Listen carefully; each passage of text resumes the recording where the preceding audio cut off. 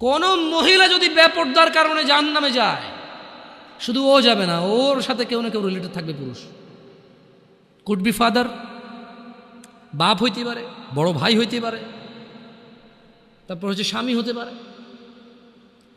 যদি ওর জাহান্নামে যাওয়ার রিজনই হয় বেপরদা, বেখোলা, খোলামেলা চলাফেরা। মানুষ হাজার রিজনে জাহান্নামে যেতে পারে, আল্লাহ সবাইকে ক্ষমা করুন এবং হিদায়াত দান করুন, আমিন।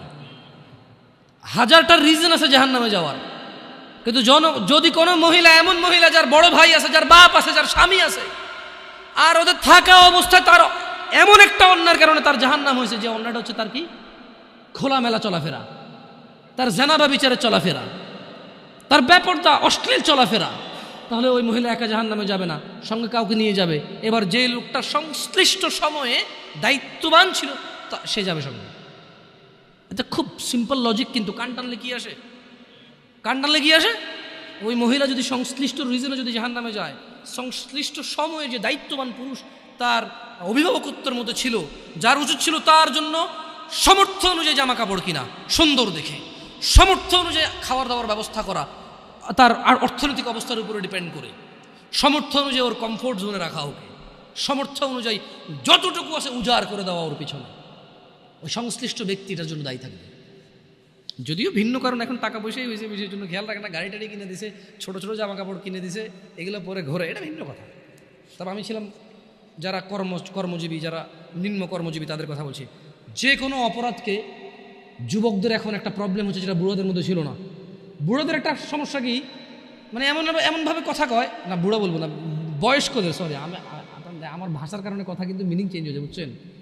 তো এটা আমার ওইভাবে নিয়েও যাবে না, আমি খারাপ উদ্দেশ্য নিয়ে বলতেছি না। মানে যারা বয়স্ক বৃদ্ধ, তারা দেখবেন যে কিছু হলে বলে যে আমগো যুগে এগুলো ছিল না ভাই, কি যুগ আইলো, রাইট? এটার কথা বলে, মানে উনি যেভাবে বলতেছে মনে হয় যেন ওনার যুগে কোনো মা বাপের পোলা পায়নি, ধাক্কায় নাই, মনে হয় যেন কোনো ভাই মারামারি করে মাথা ফাটায় মারা যায় নাই, মনে হয় যেন ভাই আর ভাবির কেলেঙ্কারিতে পরে বিয়ে ভাঙি আবার নতুন করে বিয়ে দেয় নাই, মনে হয় যেন মামু আর ভাগিনা ধরা পড়ে নাই। এরা এমনভাবে বলে কি না? এগুলো একটা কথা বয়স্করা বলে। আর জোয়ানরা একটা বিশাল বড় প্রবলেম, যে কোনো প্রবলেমকে সলভ করে, ভাই ডিজিটালাইজেশন, ভাই যোগ বুঝছেন, স্পিড, হ্যাঁ গতি, ভাই গতি আলাদা, ভাই আপনি বুঝবেন না ভাই, এখন এটাই ট্রেন্ড, এখন চলেই এমতে। হ্যাঁ, মানে জোয়ানদের কথা হচ্ছে ভাই এটা আপনি বুঝবেন না, এখন চলেই এমনি ভাই, ধর ভাই আপনি ভাই আগের কথা কয়ে লাভ আছে ভাই? হ্যাঁ, আপনি ওরা যাই বলেন, আপনি বলবো যে আগের কথা কয়ে লাভ আছে।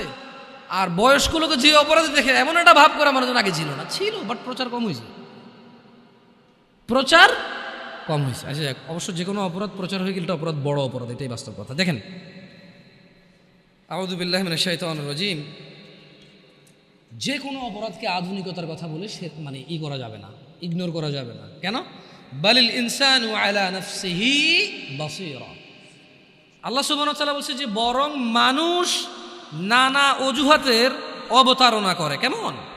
ওয়ালাউ আলকা, সরি, বালিল ইনসানু আলা নাফসিহি বাসীরা, বরং মানুষ নিজের সম্পর্কে সে নিজেই সম্যক অবগত। কেমন? ওয়ালাউ আলকা মাআযীরা, ওয়ালাউ আলকা মাআযীরা, যদিও সে নানা অজুহাতের অবতারণা করে। এখন মুরব্বীর অজুহাত হচ্ছে যে কি যুগ আইছে, আর জোয়ানের অজুহাত হচ্ছে যে ভাই যুগ আগেরটা নাই, এখন আর আগের যুগ বাগে খাইছে। জোয়ানের যে কোনো প্রবলেম ও বলে আগের যুগ বাগে খাইছে, আর মুরব্বীর যে কোনো প্রবলেম ও বলে যে আরে কি যৌবনা আইলো। কিন্তু ওই অপরাধ কিন্তু ওনার ছেলেই লিপ্ত, ওনার নাতেই লিপ্ত। আপনি গ্রাম অঞ্চলে, শহরে তো আসলে ওইটা নাই বলে লাভ নাই। গ্রামে তো মনে করেন সবার ঘরে টিভি আছে, কিন্তু আবার ওই যে প্রত্যেকটা দোকানের মোড়ে মোড়ে একটা করে দোকান আছে, চা, বেশ কিছু দোকান আছে যেখানে চা, পরোটা, বিশেষ করে সারাদিন 24 ঘন্টা চাটাই চলে ননস্টপ। আর সকালে পরোটা বানায়, বিকেলে পুরি বা কেউ সিঙ্গারা বানায়, আর ডিফারেন্ট কেউ সেমাই রান্না করে, কেউ সুজি পায়েস, মানে কেউ হালুয়া বানায়, এইভাবে এটা দিয়ে চলে। তো ওই দোকানগুলোতে টেলিভিশনে সারাদিন যেই যুগে যেই গান বাজনা সিনেমা ছিল ওই যুগে ওইটাই চালাইছে, ওরা পিছাই নেই জীবনে। যদি বাংলাদেশ সরকার মানে আমাকে কখনো প্রশ্ন করে যে কারা ডিজিটালাইজেশনের সর্বোত্তম ব্যবহার করছে, মানে সবার আগে এবং পুঙ্খানুপুঙ্খু, আমি বলবো যে গ্রামের চা দোকানগুলা। যেই যুগে যেই সিনেমা যতটুক খুইলা মেলা নাচছে, ওই যুগে ওই সিনেমা ওই গান ওগুলোই ওরা চালাইছে ওদের টিভিতে। ওরা কোনোদিন পিছ ভাই সবার আগে ভাই জ্বালাই দিতে হবে। বাপ দোকানদারি করে, ছেলে দোকানদারি করে, বাপ ছেলে দুজনের সামনে এইসব গান বাজনা বাজে। আর আপনাকে একটা কথা বলি, ওই দোকানের অধিকাংশ কাস্টমার কারা জানেন? যারা বসে বসে সিনেমা নাটক দেখে, অধিকাংশ 30-35+ মানুষ। কেন 40+, 50+ই বেশি? কেন 40-50+ই বেশি মানুষ? কেন? ছেলে বিদেশ আছে, টাকা পাঠায়, বাপে কাজ করে না এখন, আর আগে হাল চেষ্টা করতে, রাইট? তো এখন ওখানে জোয়ানদের সিরিয়াল কম কেন? কারণ মুরব্বী আছে তো ঢুকতে পারে না। এটা তো শহর না যে আবে তুই কেঠা, তুই কেঠা, এটা তো গ্যারাম, তো তুই কেঠা করলে ঘুষে না ভাঙে দেবে, আমি কে মানে? ওখানে একটা এখনো হিসাব চলে যে অমুক চাস্তো চাষা, জ্যাঠতো চাষা, দাদার ভাইয়ের ভাই, দাদার শালার মামু, রিলেশন ওখানে খুব এফেক্ট আনে রাখে, বুঝছেন? আপনি জোয়ান মানুষ দোকানে ঢুকে কয়ে দেবেন যে ও বসে রয়েছে কেন? ওই বেটা যে সিগারেট খাইবো আর টিভি দেখবো। আর আপনি যখন ঢুকে বসবেন তোমার পোলাটা কার রে? তো চরম বেয়াদব হয়েছে। আমগো যুগে তো আমরা মুরব্বী দেখলে জুতো হাত বকুলের নিচে লুয়ে হাঁটছি, এতে দেখি আমি যে চেয়ারে বই টিভি চাই।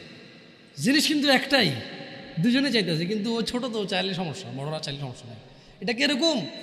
ছেলে যখন বাপের সামনে সিগারেট খায়, কত বড় বেয়াদব, আমার সামনে সিগারেট খায়। বাপে যখন ছেলের সামনে সিগারেট খায়, ইটস টোটালি ফাইন। কাজ কয়টা? কাজ কয়টা? বাপের জন্য আর ছেলের জন্য কি এক হইল? না না, এখন আবার কিছু লোক উদাহরণ দেবে, আপনি বাব্বাটাকে কি এক মনে করেন? তাহলে মায়ের পায়ের নিচে কেন ছেলের জান্নাত? ও ভাই, ওটা তো ঠিক আছে, কিন্তু অপরাধের ক্ষেত্রে তো সবাই সমান। কারণ অপরাধ তো বাপের সাথে করতেছে না, করতেছে কার সাথে? তো এই হলো যে মানে আমাদের ধরেন আধুনিকতা বলে মিথ্যা সান্ত্বনা দিয়ে সব কিছুকে উড়িয়ে দেওয়া। আল্লাহ সুবহানাহু ওয়া তাআলা কোরআনুল কারীমে, আপনারা এই ওয়াল আদিয়াতি দবহা সূরাটা বারান কেউ? এই ওয়াল আদিয়াতি দবহা মানে এই সূরার মধ্যে খুব সুন্দর একটা আয়াত আছে।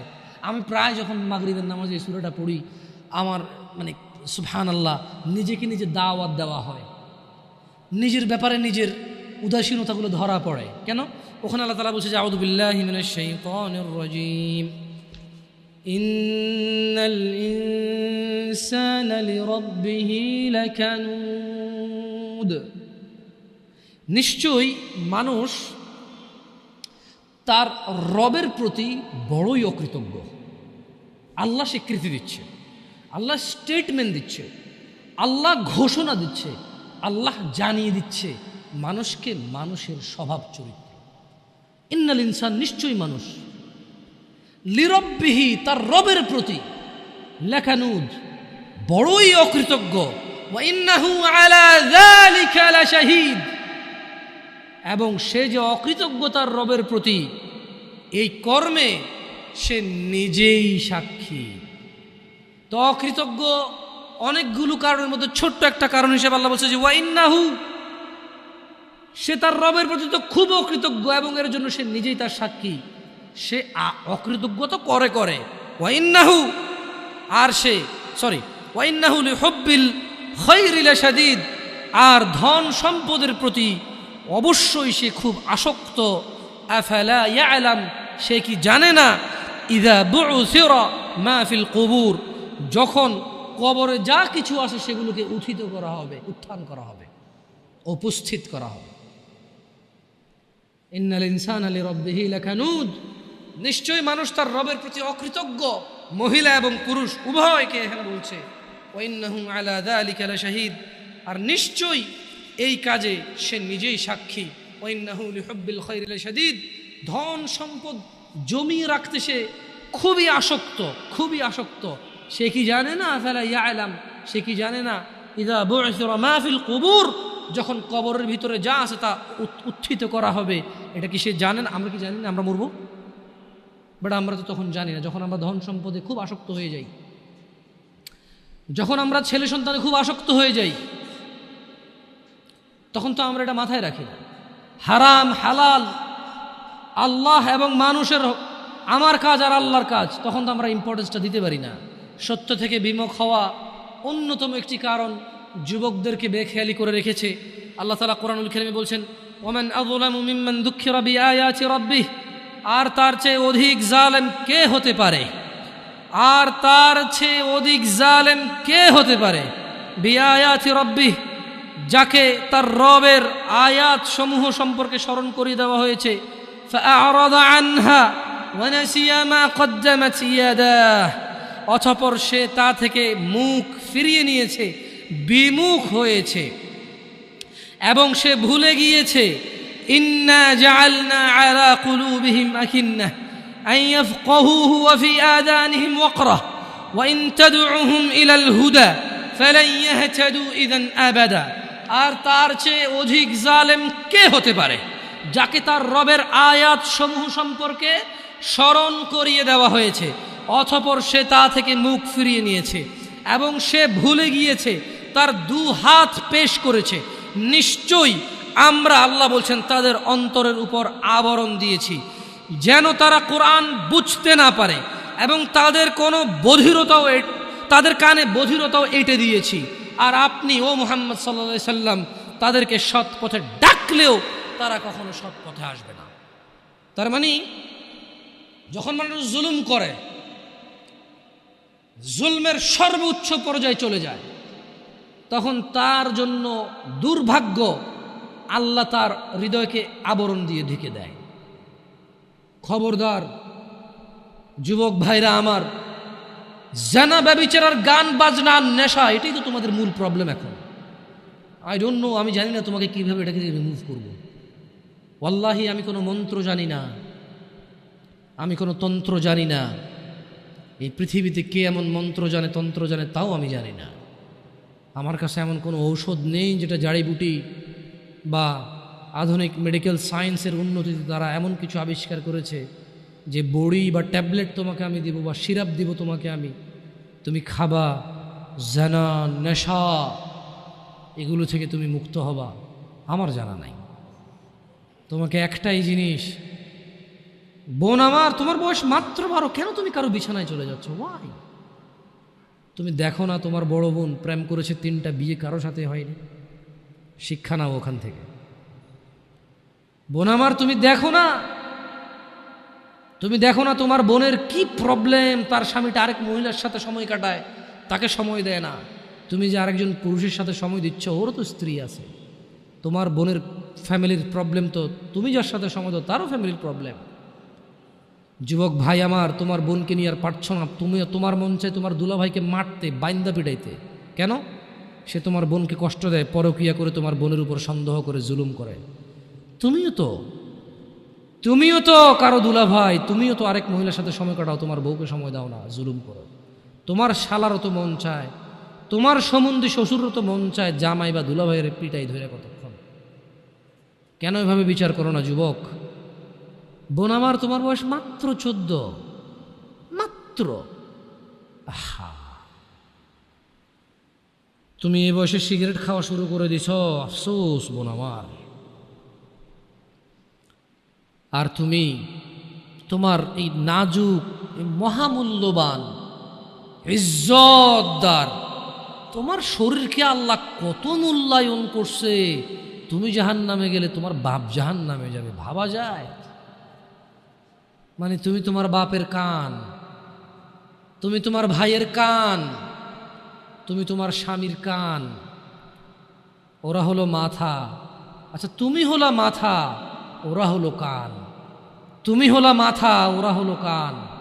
তোমাকে আল্লাহ কত মূল্য দিছে। কারো মাথার মধ্যে যদি কেউ বাড়ি দেও, কি বাঁচবে? বাঁচবে না। যত বড় ডাক্তার, কবিরাজ, যত উন্নত চিকিৎসায় নিয়ে যাক, যদি ওর মাথা ফেটে চৌচির করে দেয়, মস্তিষ্ক বেরিয়ে যায়, ওর বাঁচার চান্সেস কতটুকু আসার কতক্ষণ আছে? তোমাকে, তোমার এই ছোট্ট 3.5 হাত বডিকে আল্লাহ কত ইজ্জত দিছে, কত সম্মান দিছে। যদি কেউ তোমাকে জোর করে জেনা করে, তাকে, সে যদি বিবাহিত হয়, তাকে জুমা মসজিদের সামনে অথবা মহাসমাবেশে প্রকাশ্যে কোমর পর্যন্ত গেড়ে পাথর মেরে মেরে মেরে ফেলতে হবে। কেন? সে তোমার গায়ে হাত দিতে। তোমার ইজ্জত, আবরু কত উপরে। তুমি কি আর আল্লাহর সৃষ্টি জাতা? আল্লাহর সৃষ্টি বনি আদম, ওয়ালাকাদ কাররামনা বনি আদম। আল্লাহ সুবহানাহু ওয়া তাআলা বলছে যে আমি বনি আদমকে কারাম করেছি, ওদেরকে আমি সম্মানিত করেছি। ওই সম্মানিত সম্প্রদায়ের সবচাইতে মূল্যবান তুমি। তোমার ব্যাপারে এই যে মানুষগুলো, এই যে পুরুষগুলো, আদম আলাইহিস সালাম ওনার উম্মতের নবী ছিল, কিন্তু মুহাম্মদ রাসূলুল্লাহ সাল্লাল্লাহু আলাইহি সাল্লামের উম্মত যত পুরুষ, এইবার সে রাজা মহারাজা, এইবার সে কিছু একটা, সে যদি পুরুষ হয়, সে যদি মুসলিম মনে করে নিজেকে, তাকে তার রাসূলটাকে বলছে, এই আমার উম্মত যদি তুই নিজেকে মনে করিস, তবে শোন, একজন উত্তম নেক সৎ স্ত্রী দুনিয়াতে যা আছে এর চাইতে বেশি মূল্যবান। তার মানে ওই যে পুরুষ তার কাছে মূল্যবান, যেই পুরুষের কাছে নেক স্ত্রী নেই, সেই পৃথিবীতে ধনী হতে পারবে না। ধন সম্পদ, ধনী দরিদ্র তো কিছুটা কাউন্ট হয়। স্বর্ণ আছে এত ভরি, রূপা আছে এত ভরি, জমি আছে এত বিঘা, গাড়ি আছে এতটা, ব্যাংকে টাকা আছে এতটুকু, কোম্পানির মালিক হলো $10,000 বিলিয়ন, কোম্পানির প্রাইস 2,000 কোটি টাকা কোম্পানির প্রাইস। এভাবেই তো দরিদ্র বিল গেটস, ওই যে কি কয় এটাকে, কি আছে আম্বানি টাম্বানি, এভাবেই তো ধনী দরিদ্র হিসাব দেয়, রাইট? কিন্তু যার কাছে যেদিন বিচার হবে কে ধনী ছিল কে দরিদ্র ছিল, সেদিন যার কাছে নেক স্ত্রী থাকবে না, সে ধনীদের লিস্টে আসতে পারবে না। একজনের কাছে যদি পুরো পৃথিবী আর পৃথিবীতে যা আছে, একজনের কাছে যদি পুরো পৃথিবী আর পৃথিবীতে যা আছে সব কিছু থাকে, নেক স্ত্রী না থাকে, আরেকজনের কাছে যদি শুধু নেক স্ত্রী থাকে, এটা বলে প্রমাণ হয় যে নেক স্ত্রী, তাহলে ইসলাম ওকে ধনী বলে, কে দরিদ্র বলে, কে মিসকিন বলে? বেচারা, ও তো লাইফে সুখী না, ও কি বেচারা, আহা ওর জীব মিসকিন বেচারা। তোমাকে কত মূল্য দিছে চিন্তা করছো রাসূল সাল্লাল্লাহু আলাইহি সাল্লাম? তোমাকে এটা, তুমি যা তা নও, পুরুষ তোমাকে অ্যাচিভ করতে হয়, পাইতে হয়, অর্জন করতে হয়। তোমাকে যা তা পুরুষ তোমাকে অর্জন করতে পারবে না। যে পুরুষ তোমাকে মূল্যায়ন করতে পারবে না, সেই পুরুষ তোমার সতীত্বের খেয়াল রাখতে পারবে। যেই পুরুষ তোমার মূল্যায়ন করতে পারবে না, সেই পুরুষ তোমার সতীত্বের পরোয়া করতে পারবে না, মূল্যায়ন করতে পারবে না। এটার মর্ম, এটার ইজ্জত, এটার শান্তি সে জানবে না। মিসকিন বেচারা, বোকা, হতভাগা, পাগল, দরিদ্র, ফকির, জীবনে কিচ্ছু নেই ওর, যার কাছে তুমি নেই। বোন আমার, যার কাছে তুমি নেই তার কাছে পৃথিবীর কোনো সম্পদ নেই। বোন আমার, 12 বছর 15 বছর বয়সে তুমি কেন বিবাহের পূর্বে আরেকজনকে তোমার শরীর ধরতে দাও? আর যুবক ভাই আমার, কি বলিস কি তুই? এই পৃথিবী আর পৃথিবীতে যা আছে এর চেয়ে মূল্যবান হচ্ছে এই মেয়েটা। তো এরকম মূল্যবান একটা জিনিস ওর ধরে ছুঁয়ে তুই ওকে ওর মূল্য কমিয়ে দিবি? এত বড় জুলুম ওর প্রতি তোর? তুই আল্লাহকে ভয় করিস না, তাই বলে এতটা কি বলিস তুই? তুই কি কারো গাড়ির গ্লাস ভাঙছিস জীবনে? না। কেন? ওর লস হবে।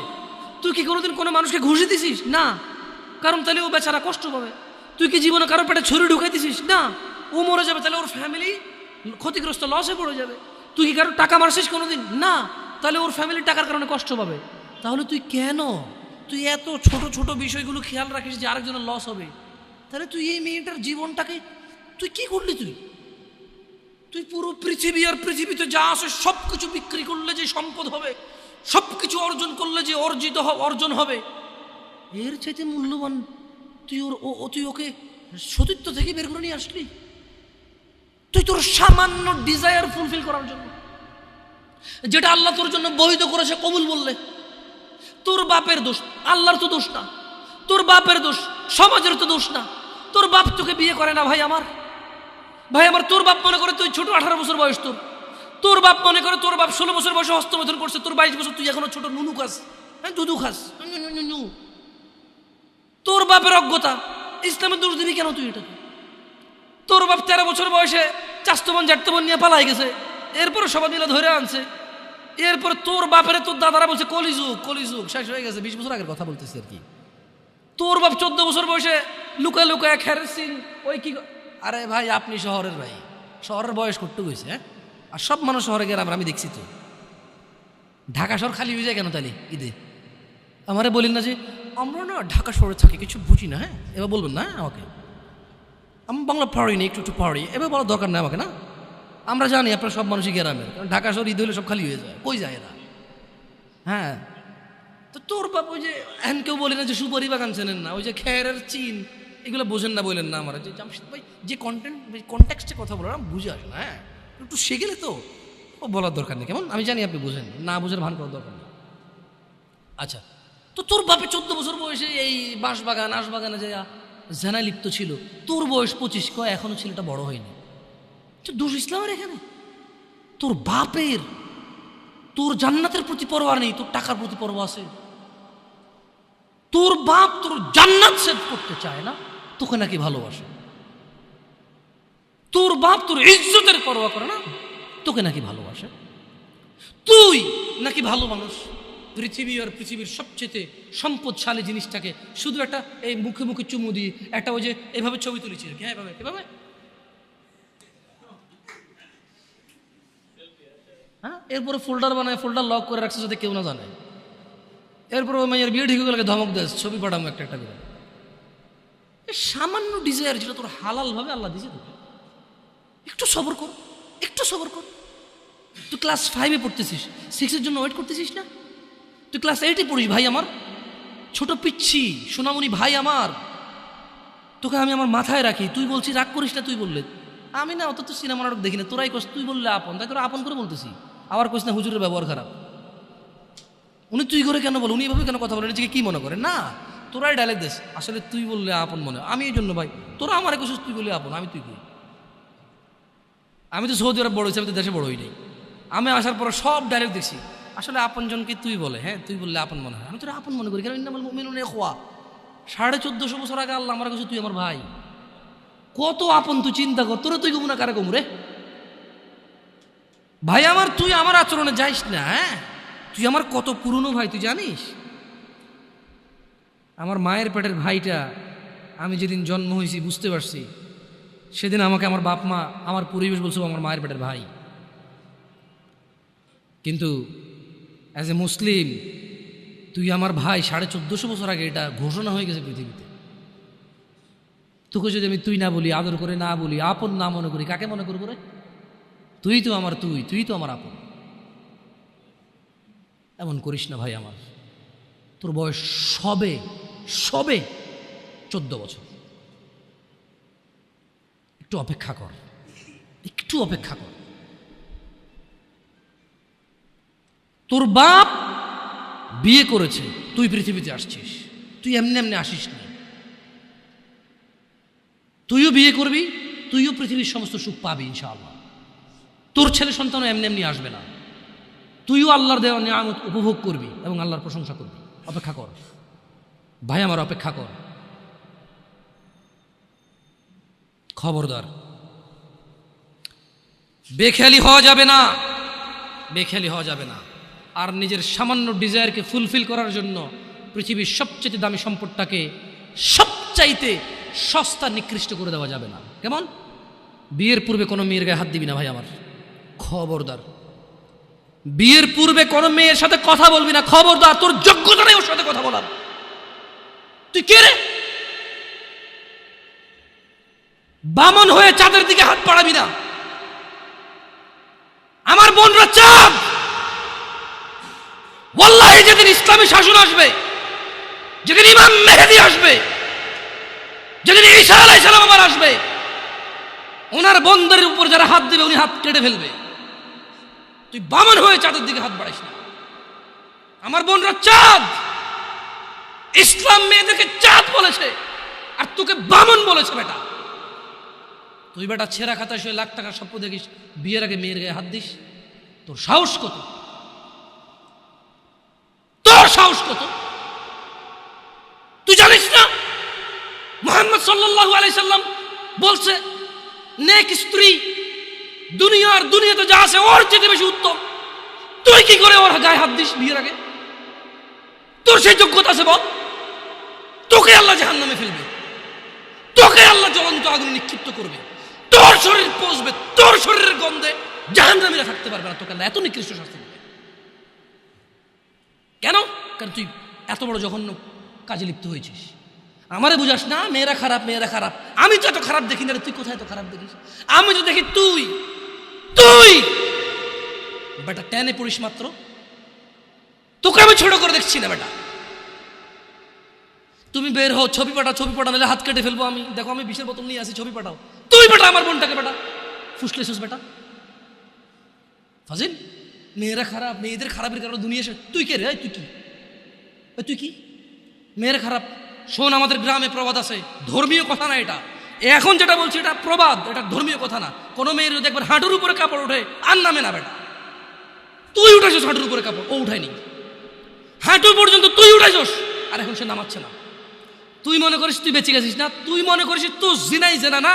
না বেটা, ও তোর সাথে জেনা করেছে, এরপরে তোকে বাদ দিয়ে আরেকজনের সাথে করবে, আরেকজনের সাথে করবে। আর তুই সূচনা, তুই ওকে শিখাইছিস, এটা সব গুণ তোর উপরে আসবে বেটা। তুই নিজের ছোট পাপিষ্ট মনে করিস না? তুই মনে করিস কি হয়েছে, আমি তো একটা চুমাই নিছি, আমি তোকে বলছি ছবি তুলে পাঠাও, টয়লেটে যাও, ব্লাউজ খুলে ছবি তুলে পাঠাও, জামা খুলে ছবি তুলে পাঠাও। বেটা ফাজিল, আল্লাহ তোকে হিদায়াত দিকে। আমিন। ভয় পা, ভয় পা, আল্লাহকে ভয় পা। ছোট ভাই আমার, সবাই বুড়ো হয়ে মরে না, বহু মানুষ যৌবন্ত অবস্থায় মরে যায়। ছোট ভাই আমার, তোর ঘরেও বোন আছে, ভয় পা, আল্লাহকে ভয় পা। তুই এত বড় অপরাধে লিপ্ত হইস না। তুই মেয়েদের হাঁটু পর্যন্ত কাপড় তুলিস না, খবরদার, খবরদার, তুই এটা করিস না। তো মানুষ তো বেশি নাই, তারপর আলহামদুলিল্লাহ সবাইকে কবুল করুন, যেহেতু ঘরোয়া পরিবেশে। বলেন তো কোনো মেয়ে, আপনার বয়স তখন 16 বছর ছিল আর কি, আচ্ছা যান, কোনো একটা 14 থেকে 18 বছরের মেয়ে আপনাকে বলছে চলো আমরা একসাথে থাকি, বলেন 1 লাখ একটা পাবি না, 1 লাখ। আমি বলে দিচ্ছি, চ্যালেঞ্জ হলে আসিও, তুমি প্রমাণ করে দিও, যাও। মেয়ে কি বলো, মেয়েরা প্রেম হারাম ইসলামে, ইসলামী বিয়ের পূর্বে সম্পর্কই হারাম। কিন্তু এর মধ্যেও কোনো মেয়ে ছেলেকে বলে না কিস করো, আমাকে একটা তোমার লুঙ্গি খুলে ছবি পাঠাও, বলে না। প্রত্যেকটা ছেলে বলে, প্রত্যেকটা ছেলে বলে, এভরি সিঙ্গেল ছেলে বলে না।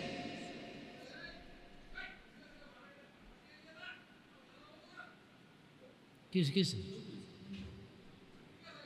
ও আচ্ছা আচ্ছা আচ্ছা আচ্ছা, ঠিক আছে, বন্ধ কর, জানালা না, মানুষের কষ্ট দিন না, মানুষকে কষ্ট দিন না, জানালা বন্ধ করে দেন। আপনার সাউন্ডটা আরও একটু করিয়েন, কেমন? মানুষজন যাতে কষ্ট না পায়, কেমন? কারণ সবাই বাধ্য না, সবাই বাধ্য না তো, না না ঠিক আছে, না না জানালাগুলো বন্ধ করে দেন, মানুষ যাতে কষ্ট না পায়, কারণ সবাই তো বাধ্য না। আর সাউন্ড সিস্টেমটাকে আর কী করবেন, মানে এরপরের হালাকা না, নিচে আপনি মাইক লাগাবেন, মাইকের সাউন্ড লিমিট করবেন। আপনি দেখেন, এটা তো টেকনোলজিক্যাল ব্যাপার, রাইট?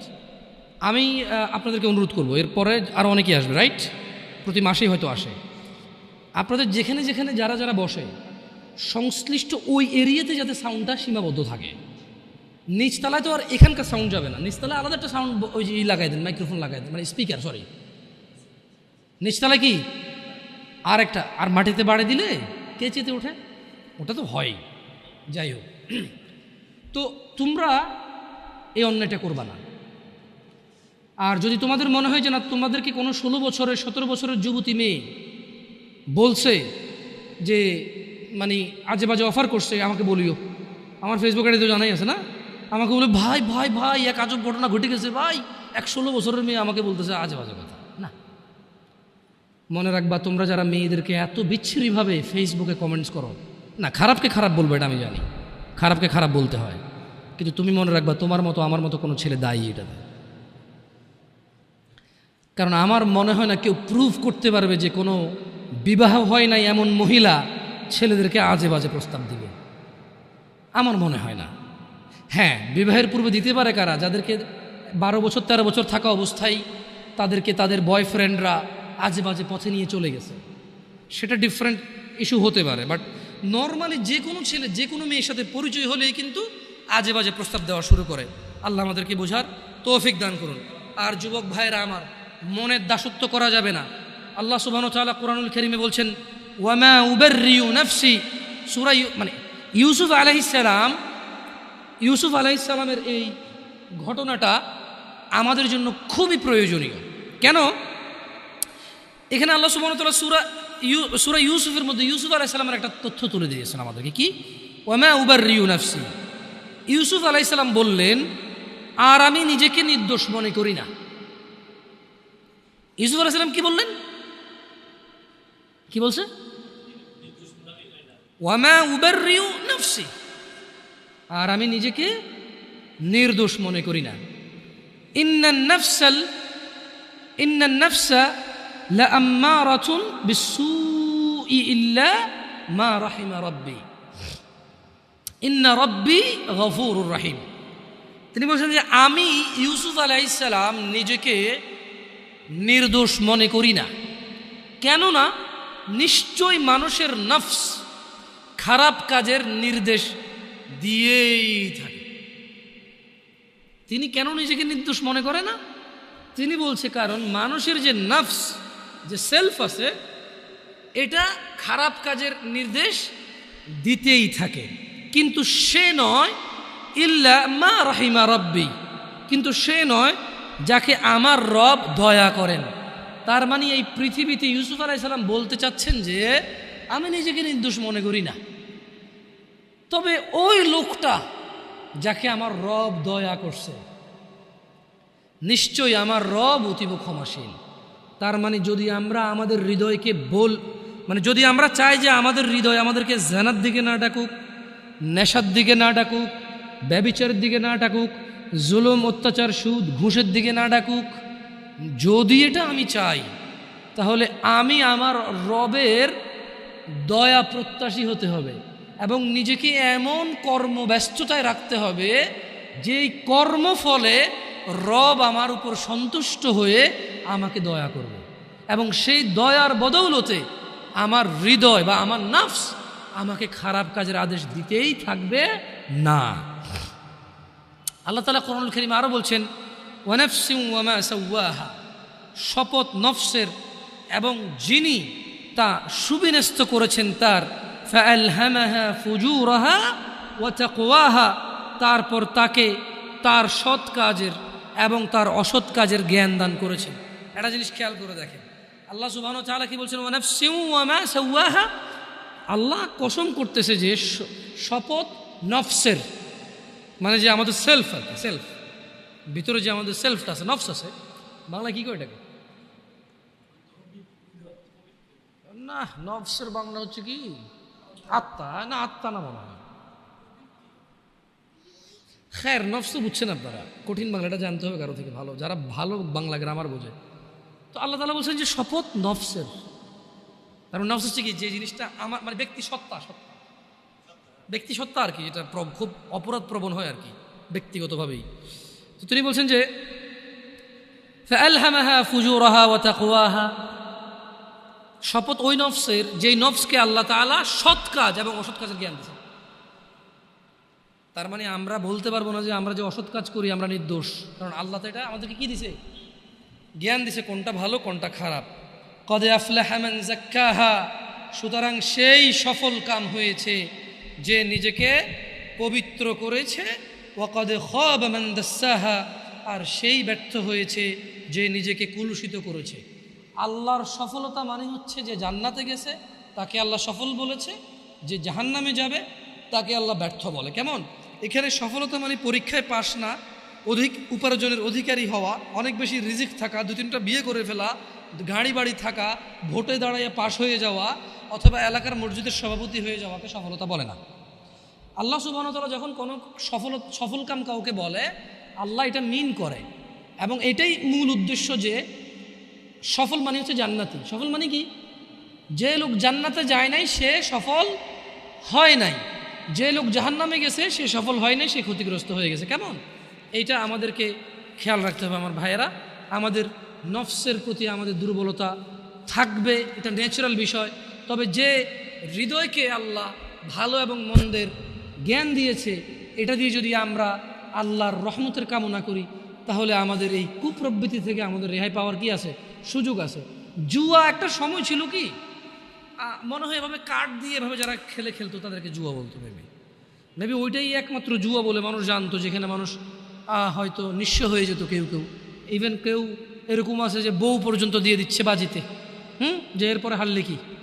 আসলে বিবেক বুদ্ধি বিকৃত হয়ে যায়। তো আপনি এখন বলতে পারেন যে জামশেদ ভাই কী বলেন, কোনো মানুষ কি তার বউকে আরেকজনকে দিয়ে দিবে জুয়া খেলে, এরকম নিচে নামবে? তো আরেকজনের বউকে, লোক নিজের বউকে জুয়া খেলতে দিচ্ছে। কত মানুষ, কত বাপ মা আছে জানে মেয়ে এখানে চাকরিতে গেলে, ওখানে গেলে, এখানে গেলে মেয়ে হয়তো হয়তো অবৈধ কর্মে মেয়ের অনিচ্ছা সত্ত্বেও হয়তো ট্র্যাপে চলে আসতে পারে, হয়তো মেয়ে ওই রকম সিচুয়েশনে পড়ে যেতে পারে যে সে তার মানে যে তার ইজ্জত আব্রু রক্ষা করতে পারবে না। তারপরেও তো বাপ মা এগ্রি করতেছে। আপনি স্বামীর কথা কেন বলতেছেন?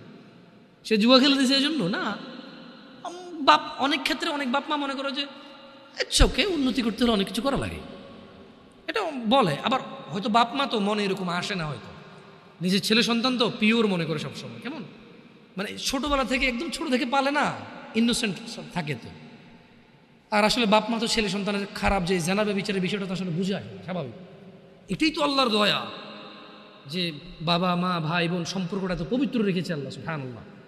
সো যুবকদের বেশি একটা ছক্কা লুডু কয়দিন আগে ছিল, ছক্কা লুডু কেমন, এটা তো এটা আমি বলছি যে কি এটাকে জুয়া বলে আর কি, তো এটা তো জুয়া।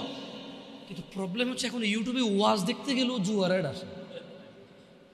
মানে একটা সময় জুয়া খেলতো মানুষ, ফসলি জমিন কেটে ফেলছে মধ্যখানে গিয়ে, হ্যাঁ একটা কারো পরিত্যক্ত বাড়ি, প্রচুর গাছপালা, ভিড়, কবরস্থান, ওটার ভিতরে ঢুকে কার্ড খেলতো। হ্যাঁ, অথবা কারো বউ আজকে বাসা নেই, বলছে দোস্ত চলে আসো আমার এখানে হবে। আরো বড় লোকেরা বাগান বাড়ি বানায় ফেলছে জুয়া খেলার জন্য, নেশা করার জন্য। কিন্তু এখন প্রবলেম হচ্ছে এটা পাবলিসিটি হচ্ছে যে খেলো আসো। আচ্ছা, এটা হবেই বা না কেন? এখানে অনেকে ক্রিকেট প্রেমী থাকতে পারে, ক্রিকেট প্রেমী থাকতে পারে, এটা আপনার ব্যাপার। আমি ক্রিকেট সম্পর্কে খুব বেশি বুঝি না, এই জন্য ভালো মন্দ বলতে পারবো না। তবে এতটুকু বলবো, কোয়েশ্চেন করবো আর কি। ক্রিকেট তো এখন অনেকে পেশা হিসেবে নিয়েছে, রাইট? তো প্রতি বছর সার্কুলেশন দিয়ে বাংলাদেশ জাতীয় দলে কতজন খেলোয়াড় নেওয়া হয়?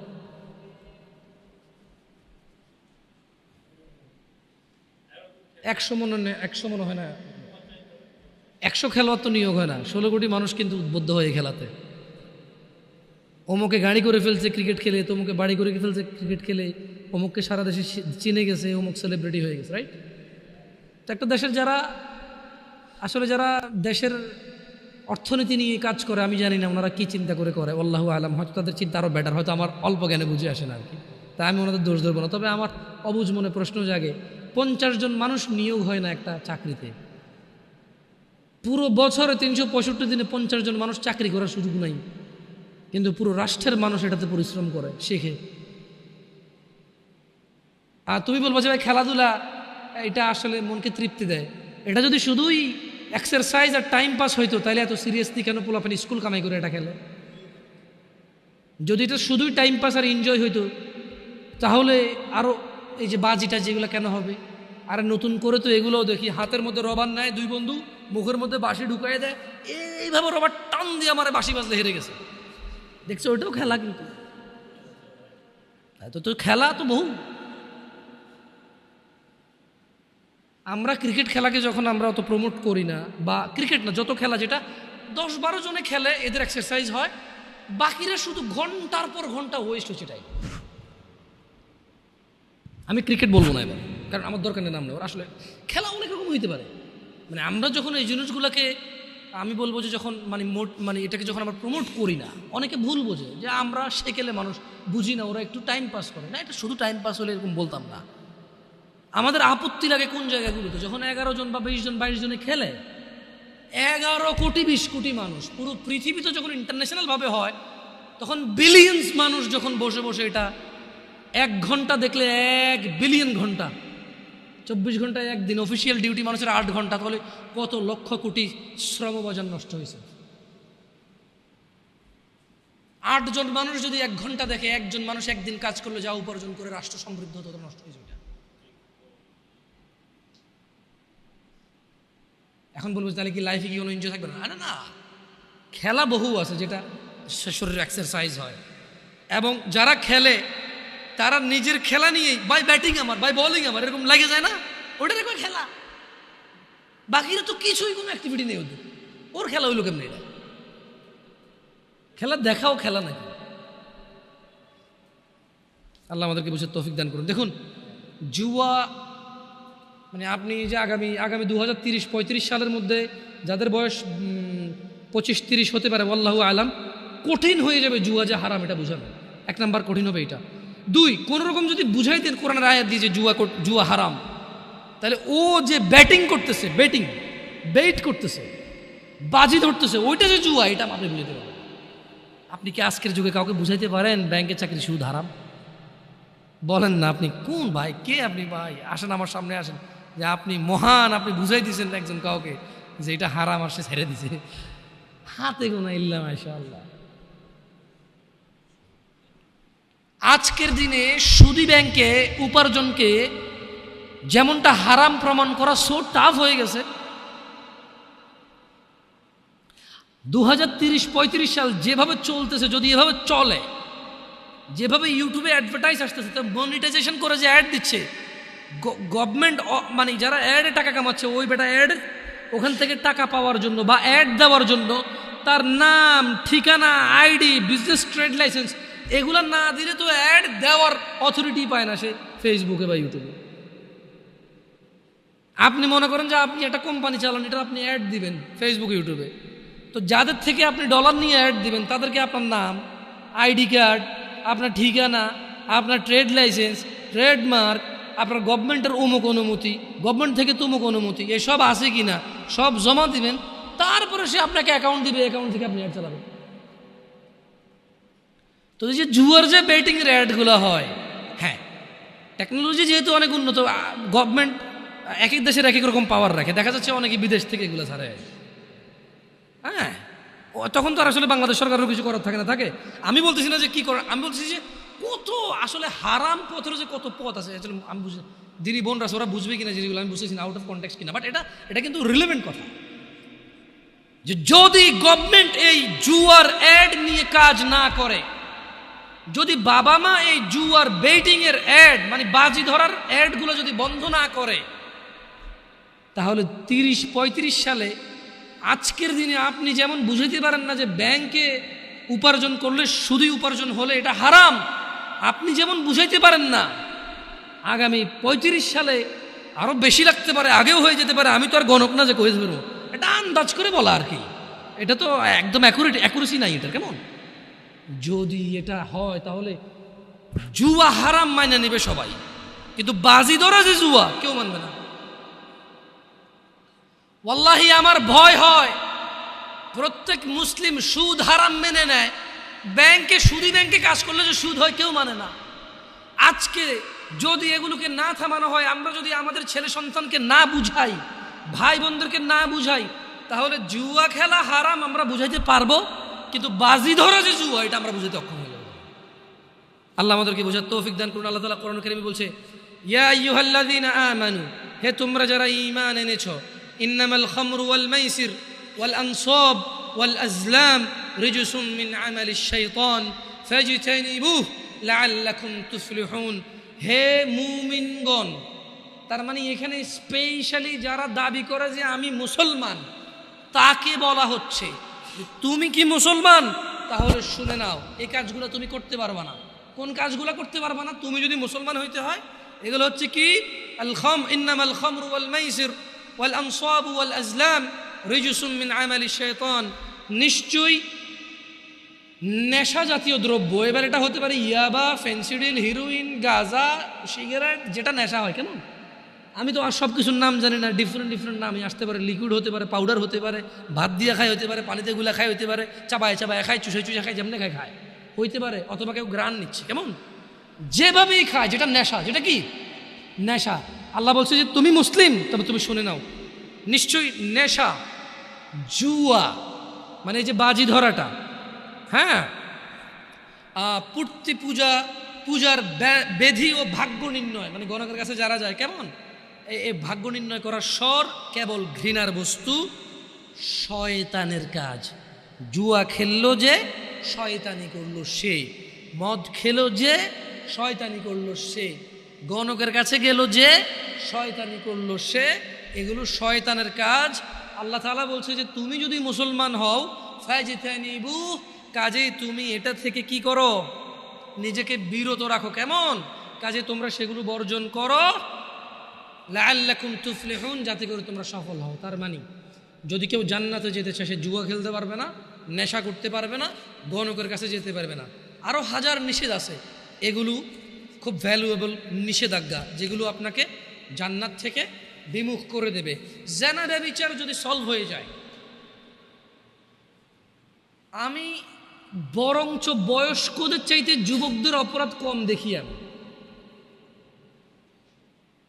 আমি পার্সোনালি বয়স্কদের চাইতে যুবকদের অপরাধ কম দেখি,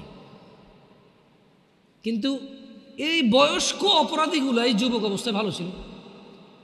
আজকের এই যুবক ভালো ছেলেগুলাই বয়স্ক হয়ে খারাপ হয়ে যাচ্ছে। আমি শুধু ইয়াংদের মধ্যে জেনার প্রবলেমটা বেশি পাইছি, আর নেশা জেনার। কিন্তু যারা মিডল এজ, তারা ঘুষ খায়, জাগা জমি নিয়ে মিশা কথা কয়, কাজকর্মে ফাঁকি দেয়, মা বাপের সাথে প্রচুর অবহেলা এবং প্রচুর ইগনোর করে বাবা মাকে। নিজের উপার্জনটা শুধু নিজের মনে করে, বউ আর বাচ্চার মনে করে, বাপ মায়ের মনে করে না। বাপ মাকে ভাগ করে দেয়, যে 4 ভাই আছি, আমি কেন একা করব? তোমার মেয়ে শহরের ওই ফ্ল্যাট পাইছে, আমি কি একা পাইছি? এটা আমি যুবকদের চাইতে মিড এজ এবং বড় এজের পুরুষদের অপরাধ বেশি দেখি। ওয়াল্লাহি আমার যুবক ভাই এবং যুবক বোন, এরা যদি নিজেকে জেনা থেকে সরাই নিয়ে আসতে পারে, সুবহানাল্লাহ সুবহানাল্লাহ, ওরা পৃথিবীর উন্নত চরিত্রের অধিকারী হতে পারবে। কারণ ওরা এখনো ঘুষ খাওয়ার সুযোগ আসে নাই, খায় না। যে নিজেকে জেনা থেকে বাঁচাবে, সে ঘুষ থেকেও বাঁচাবে। সিম্পল কথা না? দেখো যুবক ভাইরা আমার, আমাদের রব বলেছেন মুহাম্মদ সাল্লাল্লাহু আলাইহি সাল্লামকে, কুল, হে নবী বলে দিন, ইন্নামা হাররামা রাব্বিয়াল ফাওয়াহিশ, নিশ্চয়ই আমার রব হারাম করেছে অশ্লীলতাকে, মা যাহারা মিনহা ওয়া মা বাতন, যা প্রকাশ্যে এবং গোপনীয়তায়। মানে যেটা তুমি ফেসবুকে প্রেমিকার ছবি ছেড়ে দাও, বা যেই মেয়ে নিজেই নিজের ছবি ছেড়ে দেয়, বা যেই ছেলে তার মা বা বউয়ের ছবি ছেড়ে দেয়, মানে এইগুলো প্রকাশ্য অপরাধ। যে কোনো কর্নারের দোকানে তালতলা, আমতলা, জামতলাতে গিয়ে একদম জনসম্মুখে বসে বসে সিনেমা নাটক দেখে, ওটা হচ্ছে প্রকাশ্য অপরাধ, প্রকাশ্য অশ্লীলতা। যে বসে বসে নিজে মোবাইলে দেখে, এটা হচ্ছে গোপনে অপরাধ, গোপনে অশ্লীলতা। তো আল্লাহ তাআলা বলছেন যে, হে নবী আপনি বলে দিন, নিশ্চয়ই আমার রব নিষেধ করেছেন এমন অশ্লীলতাকে, যেটা প্রকাশ্যে এবং যেটা অপ্রকাশ্যে বা গোপনে। ওয়া আন তাকুলু আলাল্লাহি মা লা তা'লামুন, আর তিনি নিষেধ করেছেন, হারাম করেছেন আল্লাহ সম্বন্ধে এমন কিছু বলা যেটা সম্পর্কে তোমার কোনো কি নেই, ধারণা নেই। দেখুন যুবক ভাই ও বোনরা আমার, আন আবি হুরায়রা রাদিয়াল্লাহু আনহু قال قال النبي صلى الله عليه وسلم لا يزني الزاني حين يزني وهو مؤمن, নিশ্চয়ই কোনো জেনাকারী যখন জেনা করে, জেনা অবস্থায় তার ঈমান থাকে না, সে বেঈমান থাকে তখন। ওয়ালা ইয়াশরাবুল খামরা হিনা ইয়াশরাবু ওয়া হুয়া মুমিন, এবং কোনো নেশাগ্রস্ত ব্যক্তি যখন সে নেশা করে, তখন সে মুমিন অবস্থায় থাকে না। কেমন? এই জিনিসটা আমাদের খুবই খুবই গুরুত্ব দিয়ে ভাবতে হবে। যখন কেউ জানা করে, মুহাম্মদ সাল্লাল্লাহু আলাইহি ওয়াসাল্লাম বলছেন যে তখন তার ঈমান থাকে না। যখন কেউ নেশা করে, গাঁজা টানে, গাঁজা, হ্যাঁ, যখন কেউ গাঁজা টানে, যখন কেউ মদ পান করে, তখন তার ঈমান তার সঙ্গে থাকে না। এইটা খুবই বিপজ্জনক সিচুয়েশন। ওই অবস্থায় যদি কেউ মারা যায়, তাহলে সে একেবারে সোজা ঈমান ছাড়া মরে গেল। আর যে ঈমান ছাড়া মরে গেল, তার হিসাব ছাড়া জাহান্নাম হয়ে যাবে। যে ঈমান ছাড়া মরে গেল, তার হিসাব ছাড়া জাহান্নাম হয়ে যাবে। যে ঈমান নিয়ে মরল, তার হিসেব হয়ে ফয়সালা হবে। যে ঈমান ছাড়া মরে গেল, বেঈমানের হিসাব একটাই, সে জাহান্নামী। যে আল্লাহ এবং তার রাসূলের প্রতি ঈমান রাখে না, আখিরাতের প্রতি ঈমান রাখে না, যে বেঈমানি করে আল্লাহর সাথে, তার বিধান হচ্ছে সে চিরস্থায়ী জাহান্নামী হয়। কেমন? এটা খুব ইম্পর্টেন্ট এই হাদিসটার ব্যাপারটা। ওয়ালা ইয়াসরিকু হিনা ইয়াসরিকু ওয়া হুয়া মুমিন, কোন চোর চুরি করা অবস্থায় ঈমানদার থাকে না। ঘুষখোর যখন ঘুষ নেয়, তার ঈমান চলে যায়। ঘুষখোর যখন ঘুষ নেয়, তখন তার ঈমান থাকে না। কাউকে বাধ্য করে কারো ট্রাক থেকে মাল নামায় ফেলে, যে ট্রাকের ড্রাইভার যখন 13 লিটার তেল 2 লিটার বের করে চুরি করে 11 লিটারের স্লিপকে যখন 13 লিটার লেখে, তখন তার ঈমানটা চলে যায়। ওই অবস্থায় সে মুমিন থাকে না। যখন কোনো কর্মজীবী মানুষকে বলেছে তুমি এই কাজটা করবা, সে কাজ করে, বিশ্রামের প্রয়োজনে বিশ্রাম করে, কিন্তু সে কাজ করে, বিশ্রাম করে। আনা আয়েশা রাদিয়াল্লাহু তাআলা আনহা قال, আয়েশা রাদিয়াল্লাহু তাআলা আনহা থেকে বর্ণিত, তিনি বলেন, আন্না রাসূলুল্লাহ সাল্লাল্লাহু আলাইহি ওয়াসাল্লাম, আল্লাহর নবী সাল্লাল্লাহু আলাইহি সাল্লাম, قال, তিনি বলেছেন, ইয়া উম্মাতা মুহাম্মদ, হে উম্মতে মুহাম্মদ, মা আহাদুন আগিয়ারা মিনাল্লাহ, হে মুহাম্মদ সাল্লাল্লাহু আলাইহি সাল্লামের উম্মত নারী এবং পুরুষরা, তোমাদের মধ্যে কেউ আল্লাহর চাইতে বেশি আত্মমর্যাদা বোধ রাখো না। ও উম্মতে মুহাম্মদরা, ও মুহাম্মদ সাল্লাল্লাহু আলাইহি সাল্লামের যুবক উম্মত, বৃদ্ধ উম্মত, নর এবং নারী উম্মত, তোমরা যারা মনে করো তোমরা উম্মতে মুহাম্মদ, তোমরা যারা মনে করো আখিরাতে তিনি তোমাদেরকে সুপারিশ করুক, তিনি বলছেন মা আহাদুন আগিয়ারা মিনাল্লাহ, এ পুরো পৃথিবীর যত মানুষ আছে এদের কেউ আল্লাহর মতো মর্যাদা রাখে না। আল্লাহ এর চেয়ে অনেক বেশি আত্মমর্যাদা বোধ রাখেন। আইয়ারা আবদাহু আও আমাতাহু তাজনি, আর এই মর্যাদাবান আল্লাহ সুবহানাহু ওয়া তাআলা তিনি এটা দেখতে চায় না ওনার কোনো বান্দা এবং বান্দি জিনা করতেছে, এটা আল্লাহ দেখতে চায়। সো জিনা করার পূর্বে তুমি এটা ভেবে নিও, ইয়া উম্মাতা মুহাম্মদ, হে মুহাম্মদ সাল্লাল্লাহু আলাইহি সাল্লামের উম্মতরা, লাউ তা'লামুন, যদি তোমরা জানতে, মা আ'লাম, যা আমি জানি, লাদহিকতুম কলিলা, তবে তোমরা অল্পই হাসতে, ওয়ালা বাকাইতুম কাসীরা, তোমরা অনেক বেশি বেশি কাঁদতে। বিটিএস এবং ট্রান্সজেন্ডার নিয়ে হালকা একটু কথা বলবো, বেশি কথা বলবো না, এরপরে প্রোগ্রাম আমি শেষ করে দেবো, কারণ মোটামুটি জি জি প্লিজ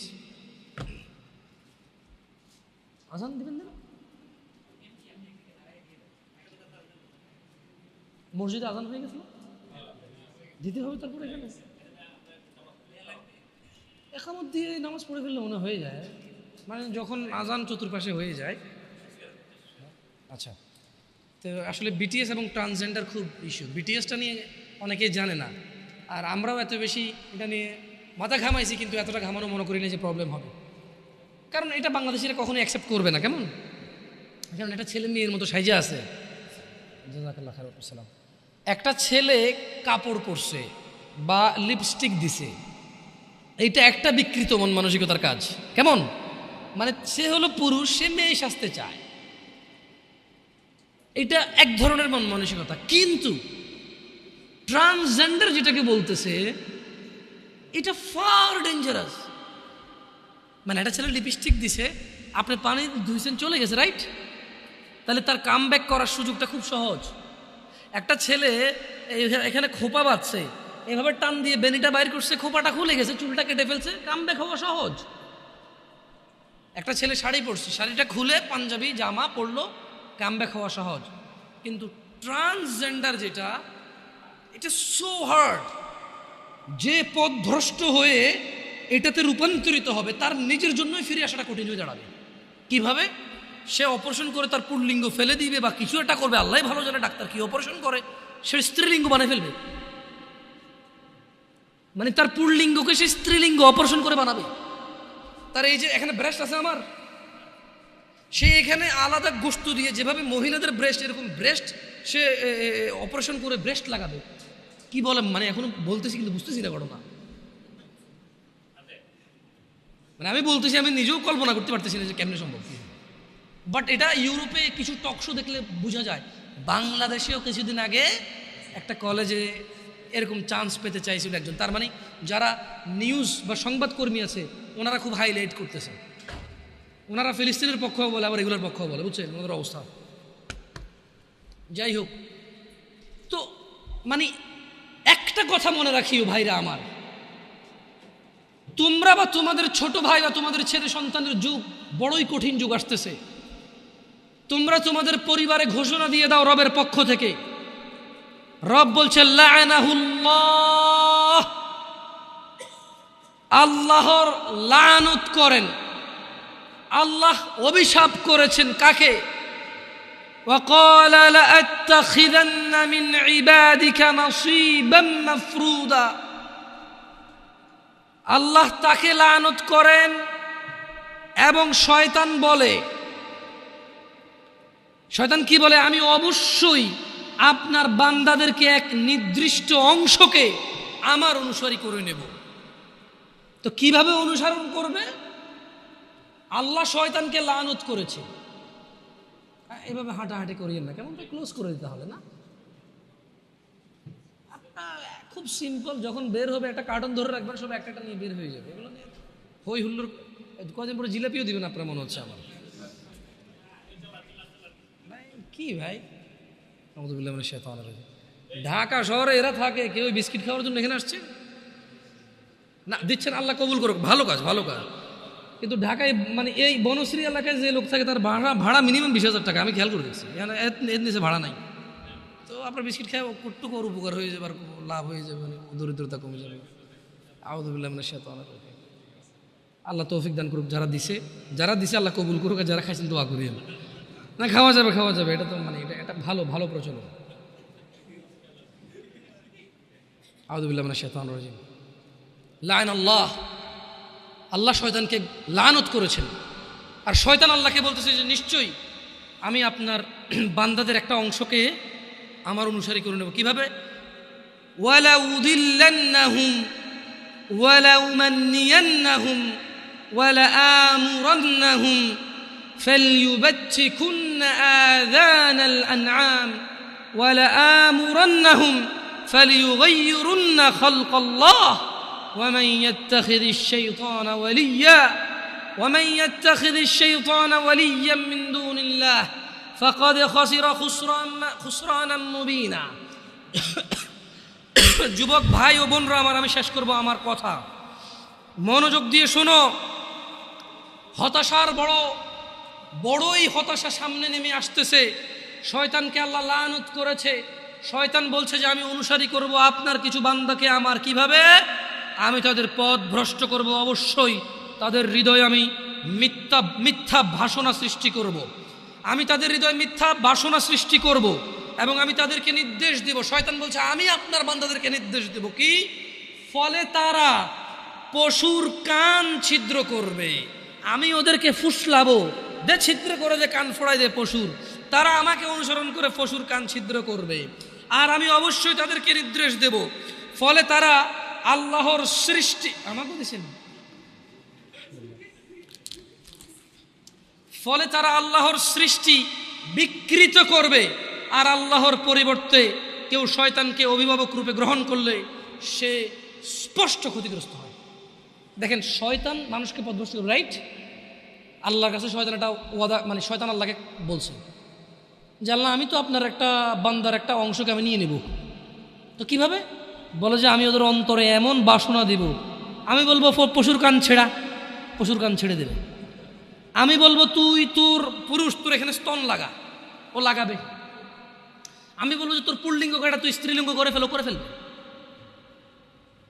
আমি একটা অংশকে অবশ্যই আমার অনুসারী করে ফেলবো।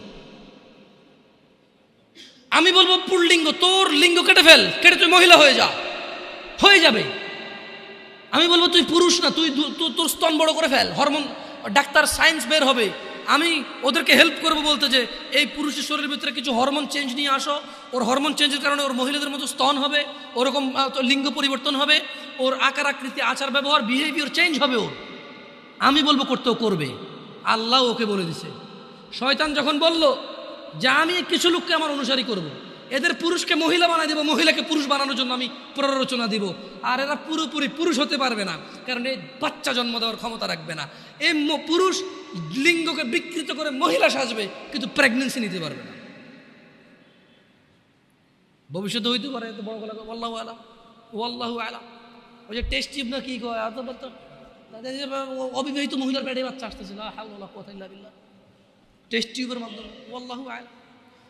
শয়তান বলছে যে আমি ওদেরকে বাসনা সৃষ্টি করব, আর আমি যা বলবো তা করবে। তো কটুক আমি ওদেরকে বলবো আল্লাহ আপনি যে সৃষ্টি করছেন সুন্দর, এটাকে পরিবর্তন করতে বলবো, ওরা পরিবর্তন করে ফেলবে। আর এই ট্রান্সজেন্ডার মানে ট্রান্সম্যান বা ট্রান্স ওমেন, এটার একটা জ্বলন্ত চূড়ান্ত প্রমাণ। অনেকে কিন্তু ট্রান্সজেন্ডারটাকে হিজড়া মনে করতেছে। না, হিজড়া এটা আল্লাহর সৃষ্টি, এটাই সৌন্দর্য আল্লাহর। এটা কিন্তু আল্লাহর বিকৃত সৃষ্টি না। আপনি যেরকম আল্লাহর সুন্দর সৃষ্টি, মহিলা যেরকম আল্লাহর সুন্দর সৃষ্টি, হিজড়াও আল্লাহর সুন্দর সৃষ্টি। কিন্তু এই ট্রান্সজেন্ডার এটা হচ্ছে বিকৃতি, এটা আল্লাহ সৃষ্টি করে, এটা ওরা বানাচ্ছে। আল্লাহ ওদেরকে বলে দিছে, শয়তানকে বলে দিছে তুই যাদেরকে ডাকবি আর যারা তোর এই ফাসলানিতে চলে আসবে, কেমন? আল্লাহ বলছে ওয়ামান ইয়াত্তাখিযিশ শাইতানা ওয়ালিয়্যাম মিন দুনিল্লাহ ফাকাদ খাসিরা খুসরানাম মুবিনা, যারা তোমার উপদেশ নিয়ে তোমাকে অভিভাবক হিসেবে গ্রহণ করবে তারাই হবে স্পষ্ট ক্ষতিগ্রস্ত। আল্লাহ আমাদেরকে বুঝার তৌফিক দান করুন। দিনী ভাইয়েরা, আত্মহত্যার তত্ত্ব নিয়ে কথা বলার ইচ্ছা ছিল, আজকে আর লম্বা করব না আলোচনাটা। আপনারা অনেকেই আসছেন, আমাকে কথা বলতে বলেছে আধুনিক সমাজে যুব সমাজের সমস্যা ও সমাধান। যুবক ভাই, তুমি সিসি ক্যামেরা যেরকম মানুষকে দেখে, আল্লাহও ফেরেশতা নিয়োগ দিয়েছে এবং আল্লাহ নিজেও দেখে। সিসি ক্যামেরা যেরকম রেকর্ডিং হয় তোমার কৃতকর্ম, আল্লাহ ফেরেশতা দিয়ে রাখছে, ওরা লিখে রাখে তোমার কৃতকর্ম। এই জিনিসটা তোমাকে আমি সমস্যার সমাধানটা বলে দিচ্ছি যে তুমি কিরামান কাতিবিন, সম্মানিত লেখক বর্গ, বোন আমার, ভাই আমার, তোমাদের উভয়কে আমি বলতেছি, তোমরা শুধু সিসি ক্যামেরার উদাহরণটা নিয়ে নিজেদেরকে শুধরাই ফেলো। তোমাদের আর কোনো উপায় নাই, সমাধান একটাই।